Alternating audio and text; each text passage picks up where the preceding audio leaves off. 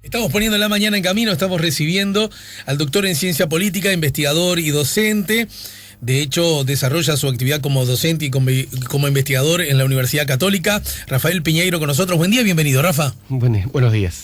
Bueno, y primero felicitaciones porque reconquistaron todas las tablas, ¿no? Suele pasar a fin de año. Se suele dar últimamente. ¡Qué baboso! Bueno, lo cierto es que... Bueno, eso corre... Es lo que pasa con el caballo del comisario, como todos dicen que somos el caballo del comisario. Es lo que pasa siempre, no. Y caballo que alcanza no pierde. Claro. ¿No? Entonces vayan aprontando el fin de año. Bien. Bueno, Rafael Piñeiro, ayer se llevó a cabo con total mesura, ¿no? Que es lo que me caracteriza en estos temas. En las opiniones sobre estos temas. Bien. Rafa, ayer ocurrió la segunda vuelta, el balotaje. ¿Y cuáles son las primeras consideraciones que emanan de la jornada del día de ayer? ¿Podemos asegurar que hay un virtual ganador entonces y por ende un presidente electo casi confirmado? Sí, si no ocurre algo que sea demasiado, digamos, anómalo en términos del recuento en el escrutinio, porque acá hay dos cosas. Una primera es el recuento en el escrutinio departamental, es decir, lo que tenemos es el escrutinio hasta ahora, es el escrutinio que hacen las mesas receptoras de voto.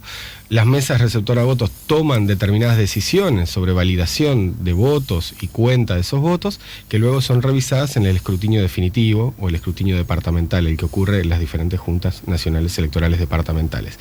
Y eso modifica, o suele modificar, pero mínimamente los resultados finales que se obtuvieron en el escrutinio primario, y también existe por otro lado un contingente importante de votos observados, que como es mayor que la diferencia entre los dos candidatos, la Corte para proclamar proclamar a un candidato debe esperar el conteo de esos votos. Uh-huh. Sucede que, de acuerdo a la tradición de Uruguay... Digamos, igual las proclamaciones se hacen siempre cuando se terminan de contar los votos observados y se termina de hacer el escrutinio definitivo. En este caso lo que ocurre es que la Corte advierte que no existe un ganador hasta que no se cuenten esos votos, dado la diferencia que existe entre las dos fórmulas presidenciales. Bueno, por lo tanto va de suyo de que fue un resultado muy parejo, ¿no es cierto? Cabeza a cabeza. Y ese resultado parejo en sí mismo se impone como desde el punto de vista político, un asunto a analizar, porque no se advertía este escenario, por lo menos en esta dimensión, ¿verdad? Sí, como vos decías, cuando iniciaste el programa, estuvimos acá al otro día de la elección de la primera vuelta, y los tres que estábamos decíamos que bueno... Les recuerdo que Vero Pérez va a venir en un ratito y que Daniel Buqué consiguió una excusa perfecta para no venir y estar en Salamanca, España. Sí, la está pasando mal porque hace un poco más de frío que acá, pero bueno. Pero come bastante bien, digamos, me imagino. Mucho jamón crudo. Habíamos estado acá y lo que concordábamos los tres, y creo que esto era no solo que concordaran los analistas, sino que también los propios políticos y la ciudadanía en general también tenía la sensación de que esta elección estaba no necesariamente liquidada, pero sí que había un claro favoritismo en función de cómo había ocurrido la distribución de votantes de esa primera vuelta, es decir, que el Frente Amplio había votado por abajo del 40% y que los partidos de oposición habían obtenido un porcentaje que estaba bastante arriba del 50%, cercano al 53-54%. Eso auguraba, dado la distribución de esos electores en una eventual segunda vuelta, y luego de esa primera vuelta, la conformación de esta coalición o alianza electoral, prácticamente en el mismo día de la elección, de la primera vuelta, auguraba que el resultado fuera más holgado del que fue, ¿no? ¿Por qué? Porque los electores que votan partidos del centro hacia la derecha suelen votar al candidato de centro derecha, y los partidos quienes votan al partido de centro izquierda, en este caso al Frente Amplio, suelen votar al candidato del Frente Amplio, y son muy pocos los que cambian de bloque. ¿no? Los que cambian de centro derecha a centro izquierda, y obviamente también muy pocos los que cambian, sobre todo muchos menos los que cambian de centro izquierda a centro derecha, porque ya votaron al mismo candidato en la primera vuelta. Ajá. ¿Tá? Ahora, ¿qué ocurrió? Bueno, ocurrió que eso, que era lo más previsible, no ocurrió en la dimensión que se esperaba que ocurriera. En la previsible dimensión. Claro, dada las características que había tenido esta elección, dada la performance del Frente, y sobre todo la performance del Frente Amplio en primera vuelta.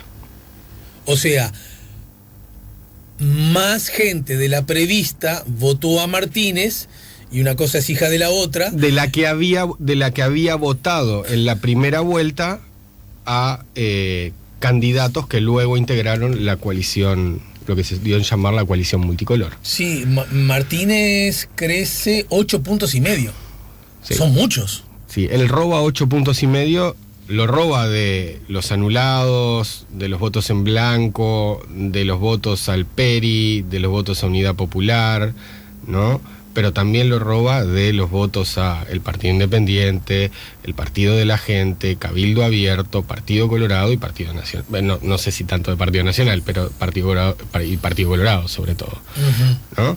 Entonces, esto en ese sentido marca algunas cosas que podemos hablar después sobre cuál es el escenario que deja hacia adelante. Pero lo que sí, obviamente, esta elección es una elección, o estos resultados son resultados que sorprenden en función de cómo había sido la primera vuelta y en función de algo que mucha gente está discutiendo, cuáles serán las estimaciones que realizaron quienes hacen análisis de opinión pública, las estimaciones que realizaron de cara a la segunda vuelta. Bien, y en ese contexto, entonces, ¿qué podríamos decir? Fue partiendo de donde hay que partir, y es los resultados de un mes atrás, entonces termina siendo una muy buena elección de la fórmula Martínez-Villar, o una flaca elección de la fórmula Lacalle-Argimón. Las dos cosas, porque en este caso, aparte, por lo general, son indistinguibles, ¿no? Pero ocurren las dos cosas, es decir, a ver, primero, no sabemos cuánto esto se le puede asignar a las campañas, ¿no? O sea, no sabemos cuánto del resultado electoral lo explican los que hacen los candidatos, las estrategias que desarrollan los partidos. Eso no lo sabemos, ¿tá? Por lo general no se sabe nunca, decís vos. Claro, es muy difícil estudiarlo, ¿tá? Estudiarlo con cierta certeza, es decir, poder encontrar lo que se llama un diseño de investigación que nos permita hacer identificación de las causas de resultados electorales y sobre todo de las causas asociadas a estrategias o hechos de las campañas electorales. ¿Tá?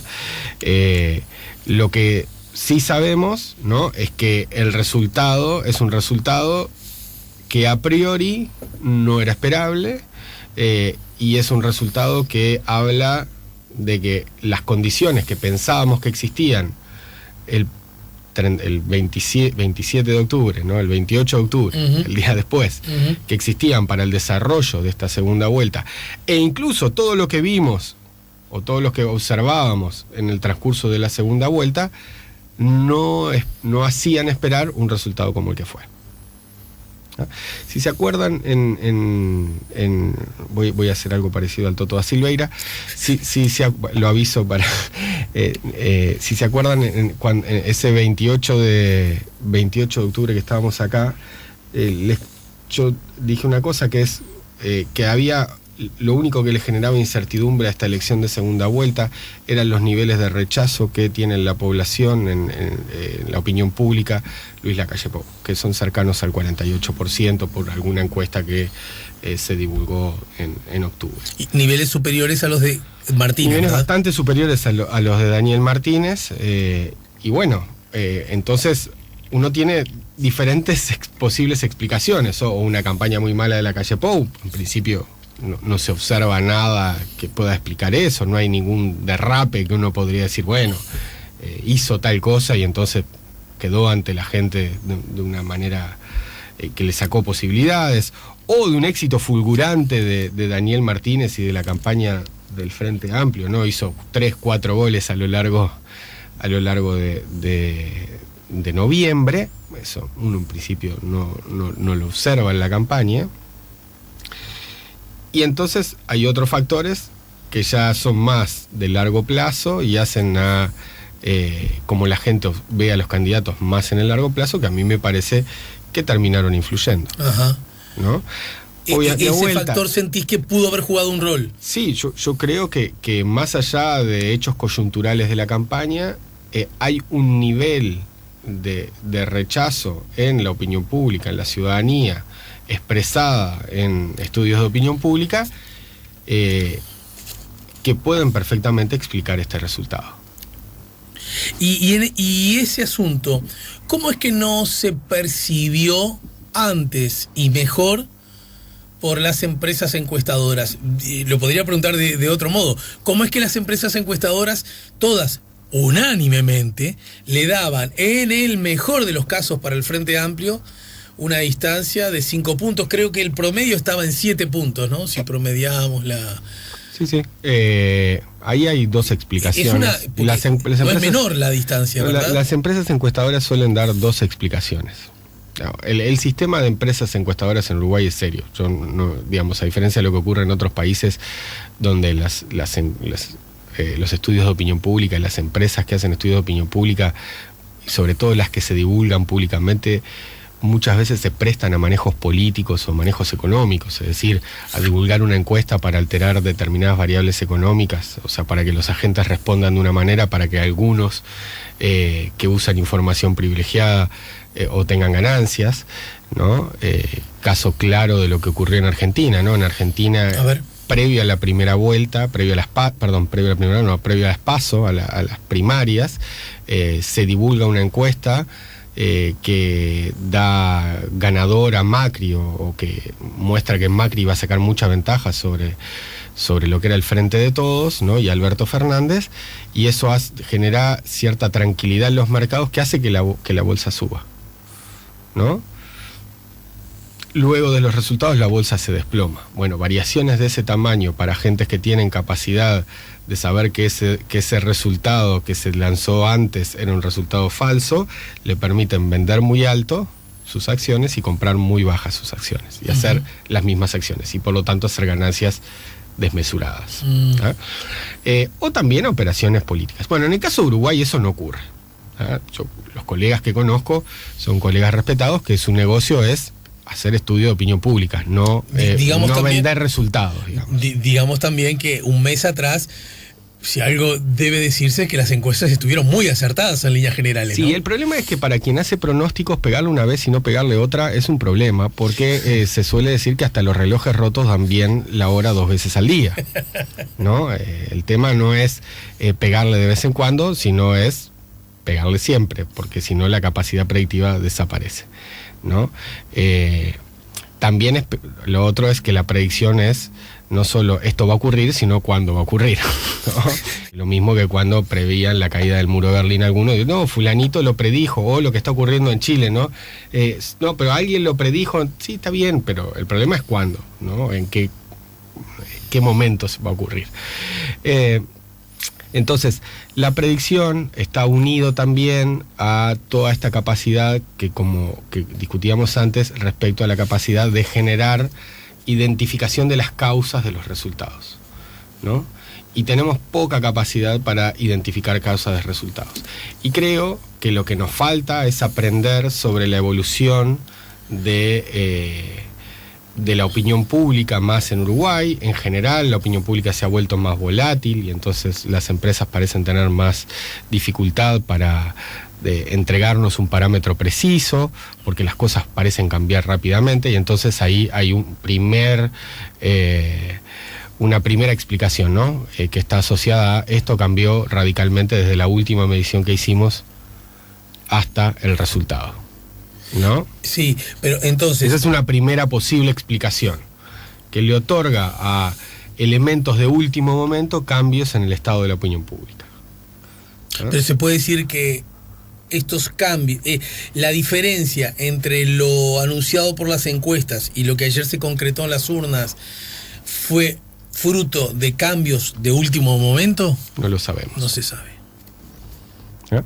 Cuando las empresas encuestadoras le erraron, digamos, también de manera relativamente importante en 2014, tampoco tuvimos una explicación de esos yerros, ¿no? Y cuando uno no tiene explicación de los errores que se cometen, o de los errores de estimación que se cometen, es decir, ¿por qué le erramos en una estimación? Porque dijimos que el parámetro de la población era este. Después, cuando nos encontramos con la elección, que es lo que define cuál era el parámetro que existía, no es el mismo.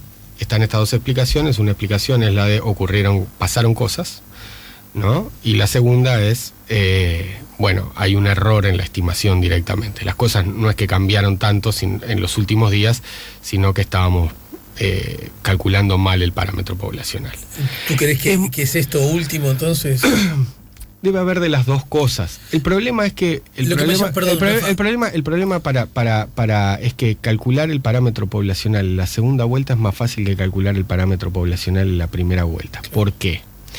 Porque en Uruguay uno de lo que se usa, una de las variables que se usa para ponderar las muestras, y ahora voy a decir por qué es importante ponderar las muestras.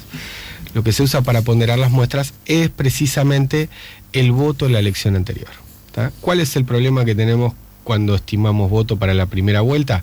El problema que tenemos cuando se suele estimar voto para la primera vuelta es que tenemos que recurrir a algo que pasó 5 años antes. Uh-huh. ¿No? Cuando se le pregunta, porque el problema viene, ¿no?, de por qué hay que ponderar, porque hay mucha gente que no responde a las encuestas. Y el problema es que yo no puedo asumir que quienes me responden a la encuesta son iguales a los que no responden a la encuesta. Entonces, lo que tengo que verificar es si esa gente que responde a las encuestas se parece en algo a la población uruguaya. Se parece algo en términos de sexo, se parece algo en términos de edad, se parece algo en términos de nivel socioeconómico, y se parece algo en términos de distribuciones de un parámetro poblacional político que yo conozco. Es decir, si no tengo más colorados que los que debería tener, si no tengo más blancos que los que debería tener. Entonces hay dos estrategias para que eso se parezca. La primera estrategia es, yo sé cuáles son los parámetros poblacionales, sé cuántos hombres y cuántas mujeres hay, de qué edades son, de acuerdo al censo, y entonces lo que voy haciendo es, voy preguntando, la gente me va respondiendo, y en un momento empiezo a necesitar mujeres jóvenes, y entonces voy a buscar ya mujeres jóvenes. Eso hace que obviamente la muestra no sea aleatoria por completo, claro, y por lo tanto la base de la posibilidad de estimación, que es decir, que todo el mundo tenga la misma probabilidad de ser encuestado, desaparece. Porque de hecho a eso no hay que sumarle... Y entonces ahí tenemos después muestras que tienen muchos frente amplistas o que tienen muchos colorados, ¿no? Y entonces, ¿qué es lo que hay que hacer con eso? Hay que tratar de ponderar, es decir, si tengo muchos frente amplistas, tengo que ponderar por la cantidad de frente amplistas que sé que existen en la población de acuerdo a lo que sé que votaron en la elección anterior. Es decir, si yo voy y si en mi muestra tengo 70% de gente que dice que votó al Frente Amplio en la elección de 2014, sí, ¿no? Entonces sé que tengo una sobrerepresentación de esas personas y tengo que hacer valer menos esa respuesta, su peso en la encuesta. Ahora, la respuesta de esa persona es en la encuesta. ¿Por qué es más fácil estimar la segunda vuelta? Porque la primera vuelta pasó hace un mes. Y entonces cuando le pregunto a las personas qué fue lo que votaron hace 2 semanas, las personas por lo general me lo dicen más frecuentemente, y lo segundo es que me lo dicen de manera más certera. Porque aunque nos parezca ridículo, la gente se suele olvidar que votó. Sobre todo la gente que no tiene mucho interés en lo que vota. ¿Ah? Y eso puede distorsionar los resultados. Entonces, es mucho más fácil estimar una segunda vuelta que lo que es estimar una primera vuelta.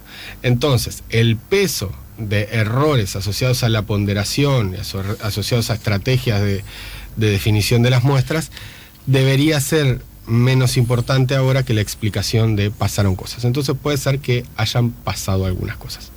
De cualquier manera, no lo sabemos, y creo que lamentablemente tampoco lo vamos a saber. En eso que vos decís, sé que luce demasiado técnico, pero está bueno tenerlo en cuenta.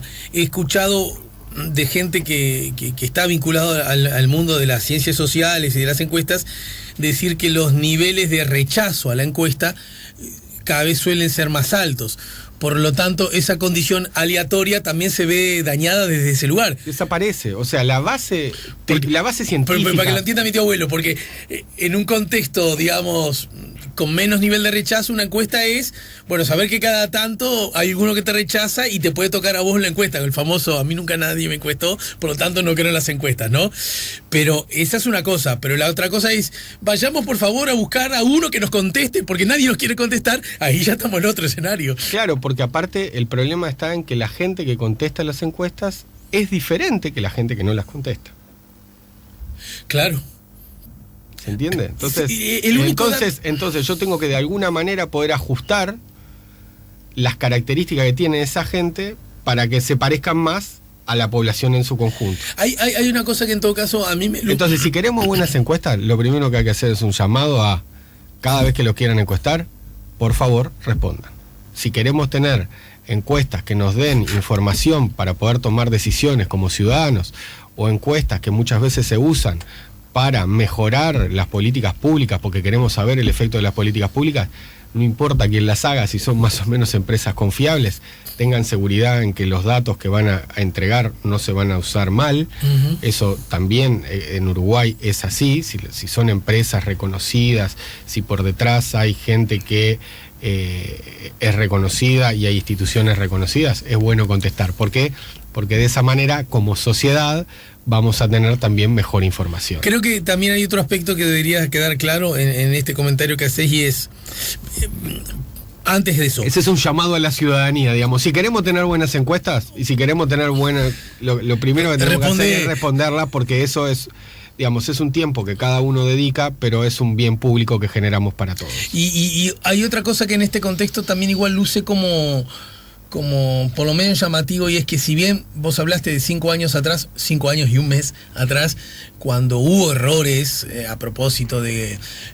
y fue subestimado el voto frente amplista, al punto tal que el Frente Amplio, si bien no ganó en primera vuelta, de hecho terminó ganando al obtener la mayoría parlamentaria, ¿no? Sí, terminó la elección, estaba liquidada. Exacto. Es así, mucho más que esto. En ese contexto, aún así hubo algunas encuestadoras, creo recordar el caso Radar, por ejemplo, que estaba como separada de esa... Sí, pero no llegaba a estimar el 47,5. Pero por lo menos estuvo bastante menos lejos, ¿no? Sí, a ver, yo recuerdo... No, voy a hacer otra del Toto da Silveira. Déjame decir esto y después hacer lo tuyo. Lo que quiero decir que en esta la que escuchamos hasta la semana pasada, todas coincidían en una dirección, de que por lo menos el Frente Amplio perdía por 5 puntos. Sí, digamos, es así. Todas. Es así. Ninguna se salvó. En este caso, aparte, es aún peor, porque todos no teníamos argumentos teóricos para pensar en una elección diferente a la que se preveía. Es decir, no teníamos elementos teóricos para decir, estos resultados que estamos viendo en las encuestas son resultados raros. Sí, hace 5 años... Sí, hace 5 años y un mes. Teníamos una cantidad de información y conocimiento teórico que nos hacía pensar que los resultados que estaban dando las encuestas eran contraintuitivos. ¿No? Es decir, hay tres factores que explican los resultados electorales, sobre todo desde 2004 en adelante en Uruguay, cuando el sistema de partidos dejó de cambiar. La primera es la evaluación del gobierno, la segunda es la evaluación sociotrópica de la economía, es decir, cómo los ciudadanos ven que la economía funciona o va o está evolucionando, más allá de cómo me va a mí. Entendido. Y el tercero es la popularidad del candidato. Y ahora vamos sobre esta última, podemos discutir respecto a esta elección. Esas tres variables en 2014 no eran muy diferentes a cómo eran esas 3 variables para el candidato del gobierno en 2009. Uh-huh. Entonces, muchos nos hacíamos la pregunta, incluso en algunos programas de radio, ¿no?, de por qué íbamos a ver resultados y estábamos viendo resultados que eran muy diferentes, claro, a los de 5 años antes. Porque básicamente a Tabaré Vázquez le iba a ir peor que a Mujica 5 claro, años antes. Y había gente que dice, bueno, el desgaste del gobierno, cosa que no sabemos qué es, digamos, por lo general es al revés, quien está en el gobierno tiene más posibilidades, y eso quedó demostrado, ¿no? Tabaré Vázquez está desgastado, está veterano, en realidad cosas que son más de olfato y son explicaciones ad hoc, o Lacalle hizo una campaña excepcional, ¿no? Lacalle Pou hizo una campaña excepcional en el 2014 y todos los que le creían a las encuestas estaban convencidos de que eso era lo que estaba haciendo cambiar esos resultados, pero los estaba haciendo cambiar mucho en función de lo que nosotros podíamos saber de las variables que explican los resultados electorales. Es decir, esas encuestas estaban mostrando algo que era diferente a lo que nosotros podíamos pensar que iba a ocurrir.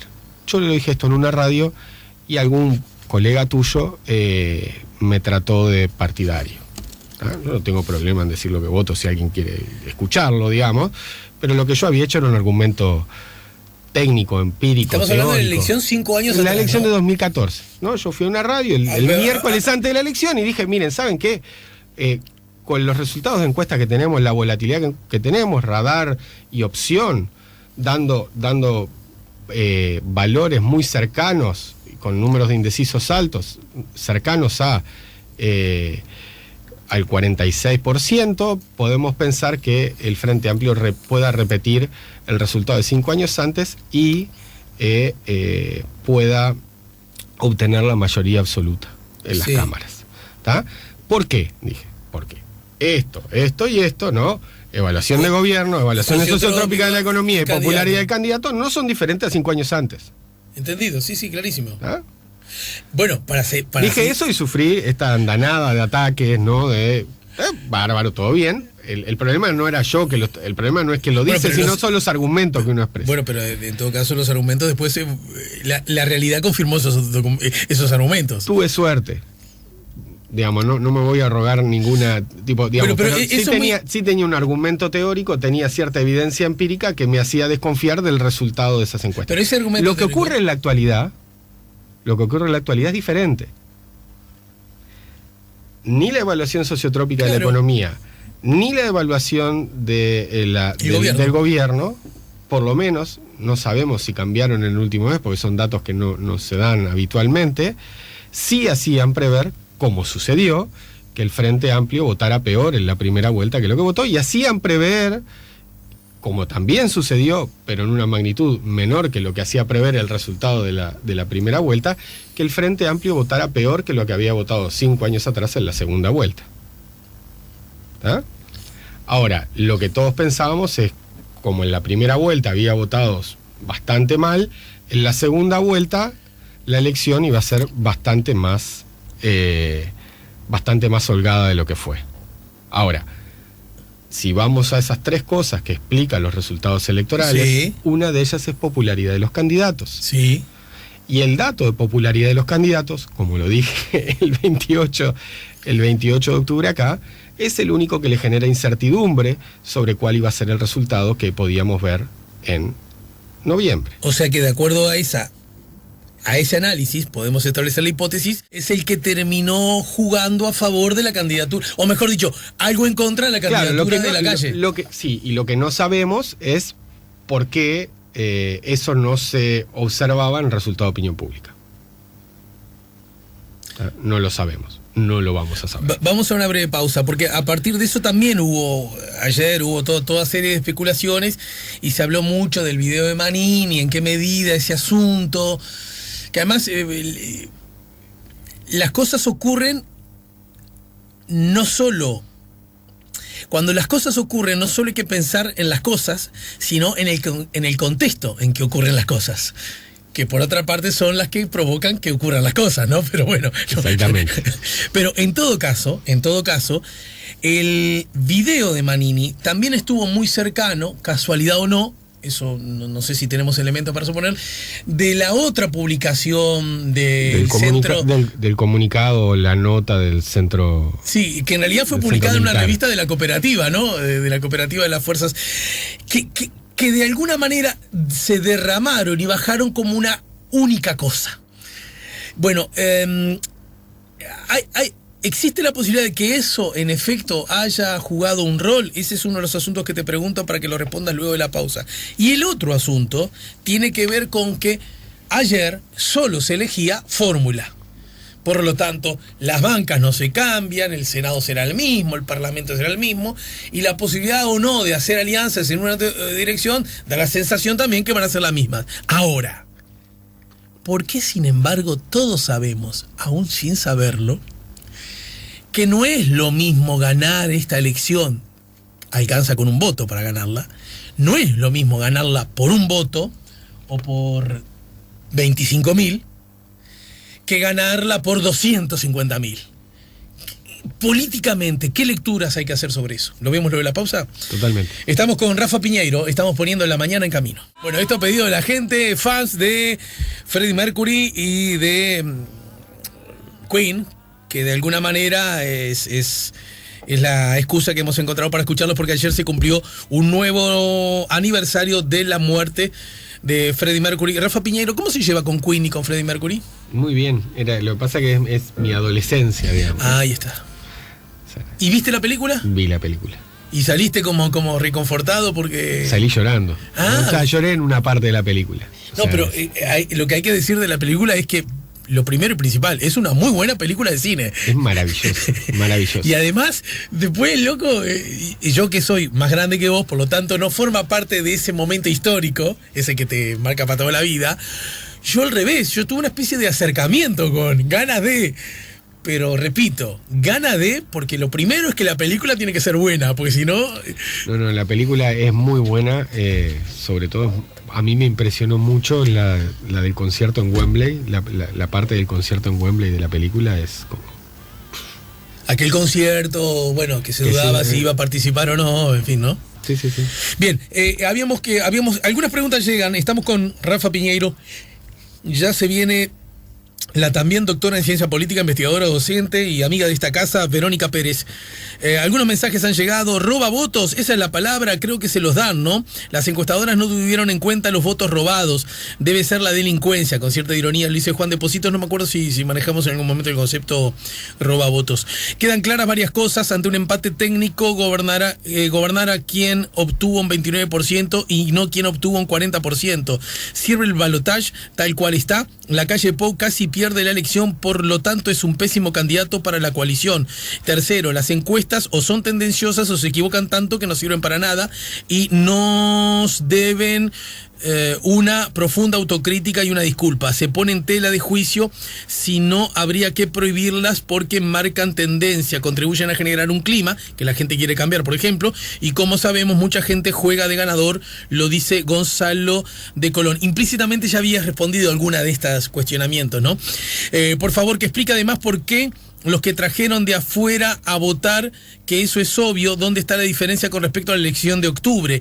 Que despegó unos cuantos puntos porcentuales a favor de Martínez, son muchos puntos.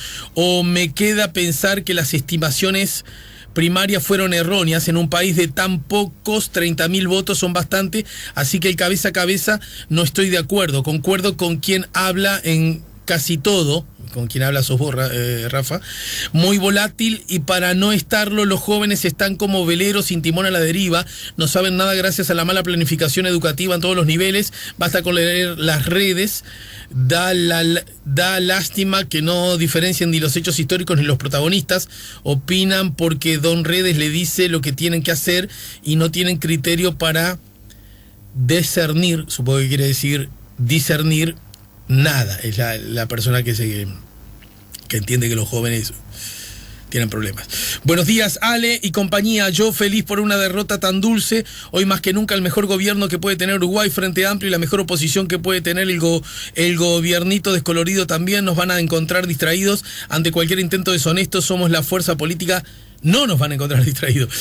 Somos la fuerza política más grande. Saludos, Adriana de Malvin. Leo alguna más. Las encuestas aquí y en todo el mundo aciertan a veces y también se equivocan. Los ciudadanos somos los que determinamos en las urnas nuestra voluntad. 099-894-987. Sin excepción, todos los mensajes nos ayudan a poner la mañana en camino. No sé si a propósito de algo que la gente dijo, tenés que hacer algún comentario. Hay uno que habla sobre si el balotaje es bueno o no. Ajá.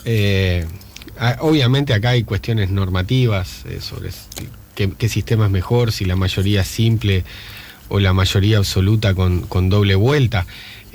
Lo que sí sabemos es lo que genera la mayoría absoluta con doble vueltas en caso como este, que es cuando se revierte el resultado de la primera vuelta y cuando en la primera vuelta se elige al mismo tiempo candidato presidencial y conformación de las cámaras.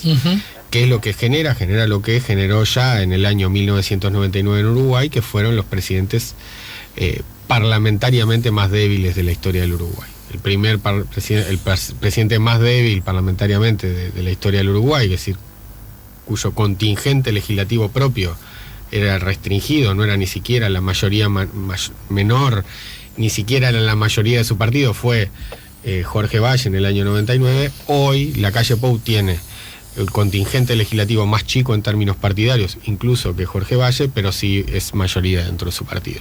Pero en cualquier caso, el contingente legislativo del partido del presidente en situaciones de reversión del resultado, es decir, que quien sale primero en la primera vuelta luego no es presidente porque pierde en la segunda vuelta, genera presidentes legislativamente más débiles. Y eso obviamente complica luego la acción de gobierno. Pero entonces vos decís que la razón por la cual la herramienta se creó no está siendo satisfactoria. No, la razón por la que la herramienta se creó es básicamente, o fue básicamente en su momento, para evitar que o el Partido Colorado o el Partido Nacional desaparecieran. ¿Por qué? Porque cuando surge el Frente Amplio como un actor desde el año 94 capaz de ganar la presidencia en un sistema de mayoría simple, lo que ocurre es que los votantes que no son del Frente Amplio o que tienen al Frente Amplio no como segunda preferencia, sino como tercera preferencia, es decir, primero prefiero a uno de los partidos tradicionales, luego al otro y por último al Frente Amplio, lo que iban a hacer era coordinar en un candidato, ¿no? Y entonces o el Partido Colorado o el Partido Nacional iban a perder muchos votos por lo que se llama voto estratégico, o lo que en Uruguay conocemos más popularmente como voto útil. Ajá, a ver, para que lo entienda mi tío abuelo, es lo que de alguna manera, sin necesidad de que los dirigentes coordinen nada, la gente hace en las intendencias, en los gobiernos departamentales. Es lo mismo. En los mayos, ¿no? Exacto. Por ejemplo, a modo de ejemplo, en Salto, el Partido Nacional casi no vota. Claro. Va todos detrás del Partido Colorado para hacerle fuerza al Frente Amplio. Exacto. En Rivera creo que pasa lo mismo, pero al revés, ¿no? Por eso perdón, en Rivera, en Paysandú, el Partido Colorado vota muy poco, o en San José el Partido Colorado vota mucho menos que lo que vota en octubre, porque la gente coordina y vota al Partido Nacional porque es su segunda preferencia, porque quiere que le gane al Frente Amplio. No quiere que gane la izquierda, entonces se genera eso. Que obviamente cuando mucha gente dice, bueno, en realidad en el año 99 con la reforma hicieron que perdiera el Frente Amplio porque generaron un balotaje. No, en realidad no hicieron que perdiera el Frente Amplio, porque el Frente Amplio iba a perder de todas maneras. Lo que iba a ocurrir es que la gente se iba a coordinar en ese entonces en un solo candidato, en el candidato que le pareciera mejor, que iba a ser el candidato o los candidatos del Partido Colorado, porque si no teníamos reforma constitucional tampoco íbamos a tener candidatura única. Es decir, que el Partido Colorado iba a conjuntar muchos votos del Partido Nacional. Pero entonces ese Frente Amplista que ahora está mirando de reojo, que volvió a ver de reojo el balotaje, luego acostumbrarse a ganar aún con balotaje 3 veces seguidas, ¿no es cierto?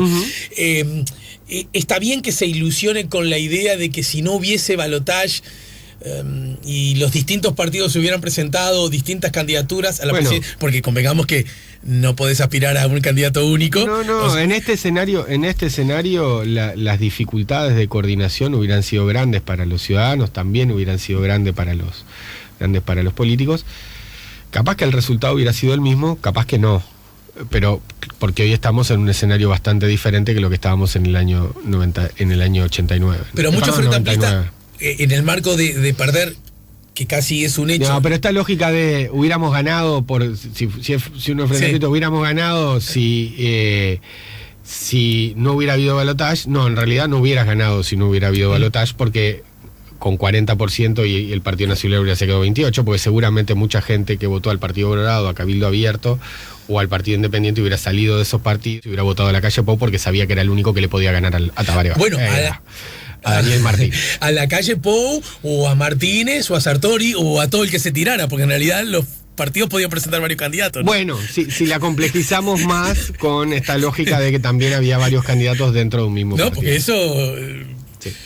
Porque no vale suponer que la reforma hubiera sido solo para una cosa. Pero dejemos que la reforma fue sobre todo, generó el candidato único como oxigenó, pero no generó la doble vuelta. Bueno, esta idea de extrapolar o decir, yo escuché a algún analista decir, bueno, si en Uruguay tuviéramos el mismo sistema que existe en Argentina o en Bolivia, donde el umbral para ganar en primera vuelta es más bajo, es un umbral del 45% con 10 puntos de diferencia.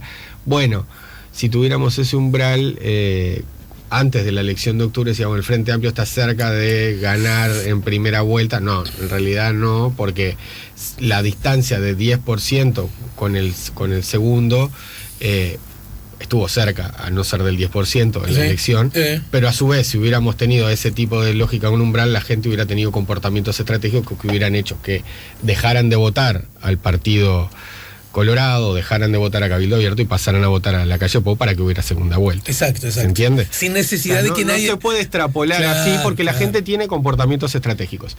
Y tiene comportamientos estratégicos en base a información que tiene sobre cómo van a ser los resultados. Claro. Y por eso son tan importantes las encuestas y por eso las encuestas pueden incidir fuertemente sobre los comportamientos estratégicos de los ciudadanos. Porque la gente es estratégica cuando vota. Bien. Vamos a una breve pausa, pues ya está Vero con nosotros, ahí sí se suma a la charla y vamos a abordar estos asuntos. Si es lo mismo ganar por un voto, por 1% o por 10%, ¿verdad? Como asunto. Y después algunos asuntos que están arriba de la mesa y es Daniel Martínez y su futuro político, por ejemplo, ¿no? Estamos en el 98.7. Ya volvemos con La Mañana en Camino.